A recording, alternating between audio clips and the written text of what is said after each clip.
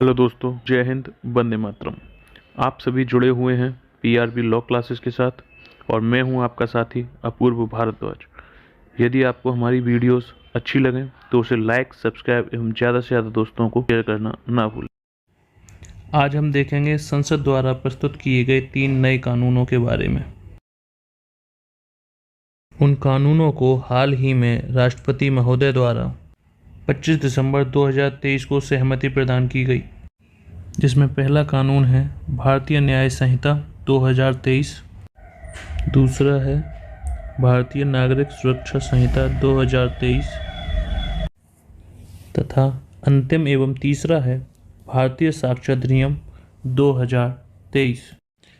अब हम देखेंगे कि इन तीनों अधिनियमों को किन पुराने अधिनियमों के स्थान पर लाया जा रहा है।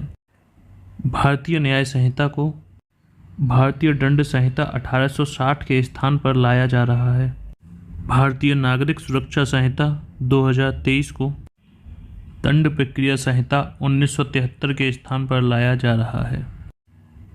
वहीं दूसरी ओर भारतीय साक्ष्य संहिता 2023 को भारतीय साक्ष्य अधिनियम 1872 के स्थान पर लाया जा रहा है। अब हम देखेंगे कि हमारे देश के गृह मंत्री माननीय अमित शाह जी ने इसके बारे में क्या कहा है। उन्होंने कहा कि यह तीनों ही बिल दंड के स्थान पर न्याय को महत्व देते हैं तथा इसको अगली शताब्दी में आने वाले तकनीकी एडवांसमेंट को ध्यान में रखते हुए डिज़ाइन किया गया है तथा यह अंग्रेजी शासनकाल के फुटप्रिंट्स को भी समाप्त करने में एक महत्वपूर्ण भूमिका निभाएगा। अतः अमित शाह जी की 2 बातों को ध्यान में रखना आवश्यक है। पहला, ब्रिटिश निशानियों को समाप्त करना एवं दूसरा, दंड के स्थान पर न्याय पर बल देना। अब हम इन तीनों विधियों के उद्देश्यों को समझने का प्रयास करेंगे। इन विधियों के 2 प्रारंभिक उद्देश्यों में पहला, विक्टिम को केंद्र में रखते हुए उसे न्याय दिलाने पर अधिक बल दिया गया है तथा समाज में उदाहरणों को स्थापित करना भी इसके प्रमुख उद्देश्यों में से एक है। इन तीनों विधियों को लागू करने में अपराधों में प्रायोरिटी को भी चेंज किया गया है। पूर्व विधियों में ब्रिटिश खजाने और क्राउन की रक्षा करना सम्मिलित था, जबकि ये तीनों नवीन विधियां महिलाओं के विरुद्ध अपराध, मानव शरीर को क्षति पहुंचाने वाले अपराध, सीमाओं की रक्षा करना, सैनिक अपराध, चुनाव संबंधी अपराध, मुद्रा संबंधी अपराध इत्यादि सम्मिलित हैं। एक अन्य उद्देश्य यह भी है कि इन तीनों विधियों द्वारा आतंकवाद के विरुद्ध जीरो उदारता को अपनाया गया है। इसके द्वारा ऐसे प्रावधान किए गए हैं ताकि कोई भी आतंकवादी दंड से बच ना सके। इसमें पुरानी विधियों की अपेक्षा एक संशोधन यह भी किया गया है, राजद्रोह के स्थान पर देशद्रोह को अपराध के रूप में स्वीकार किया गया है, जो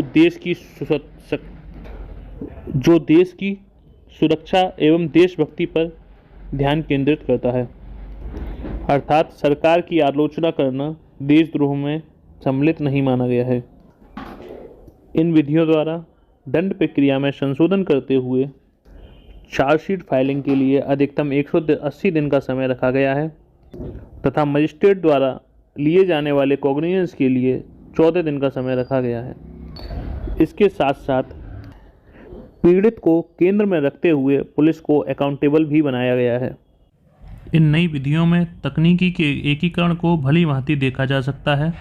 इनके द्वारा भारतीय न्याय व्यवस्था को तकनीकी रूप से उन्नत बनाए जाने का प्रयास किया गया है। तकनीकी रूप से उन्नत बनाया जा रहा है।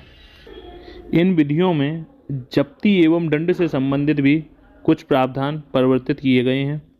भारतीय नागरिक सुरक्षा संहिता के अंतर्गत किसी भी अभियुक्त की अनुपस्थिति में भी विचारण को आगे बढ़ाया जा सकता है। कुछ प्रावधान अपराधियों की संपत्ति के सीजर से भी संबंधित हैं। भारतीय नागरिक सुरक्षा संहिता के अंतर्गत उन अंडर ट्रायल कैदियों के लिए कंपलसरी जमानत का प्रावधान किया गया है जो कुल सज़ा का 1/3 काट चुके हैं। इन नई विधियों में फॉरेंसिक साइंस के प्रयोग को भी महत्व दिया गया है। इसमें कहा गया है कि अन्वेषण की कार्यवाही के दौरान फॉरेंसिक साइंस में प्रयोग होने वाले साधनों का प्रयोग किया जाना चाहिए तथा बलात्कार के मामले में कथनों को अभिलिखित करते समय ऑडियो वीडियो साधनों का प्रयोग किया जाना चाहिए। इन तीनों विधियों को पारित करने से पूर्व विधायिका द्वारा जनता से 3200 से अधिक सजेशंस प्राप्त किए गए तथा इनके लिए व्यापक मीटिंगें आयोजित की गईं। इन विधियों में आतंकवाद एवं सुरक्षा संबंधी उपायों को विस्तृत रूप से अपनाया गया। संगठित अपराधों के लिए पृथक प्रावधान किए गए हैं। राष्ट्रीय सुरक्षा को रक्षित करने के उद्देश्य से उपायों को अपनाया गया है। इन विधियों द्वारा न्यायिक प्रक्रिया के विभिन्न स्तरों पर होने वाली देरी को कम करने के लिए अलग अलग स्तर पर समयों को निश्चित किया गया है तथा इसके साथ साथ विधिक कार्रवाइयों के विभिन्न स्तरों पर जैसे कि क्राइम सीन पर किया जाने वाला अन्वेषण, साक्ष्यों को एकत्रित करना तथा न्यायालय की कार्रवाइयों के लिए तकनीक के प्रयोग का बढ़ाया जाना तय किया गया है तथा इसके साथ साथ पुलिस स्टेशनों, न्यायालयों एवं अन्य विभागों को आधुनिकीकृत करने के उद्देश्य से टेक्नोलॉजी का समायोजन किया गया है। इन विधियों में मर्सी एवं पश्चाताप की व्यवस्था भी की गई है, अर्थात केवल उन व्यक्तियों के लिए पश्चाताप अथवा दया का प्रावधान किया गया है जो वास्तविकता में अपने किए गए कार्य के लिए पश्चाताप प्रकट करते हैं। अंत में हम यही कह सकते हैं कि ये विधियां पूर्ण रूप से भारतीय विधियां हैं जिसके द्वारा ब्रिटिश काल की गुलामियों की निशानियों को समाप्त किया गया है तथा एक पूर्णतः भारतीय कानून का निर्माण किया गया है।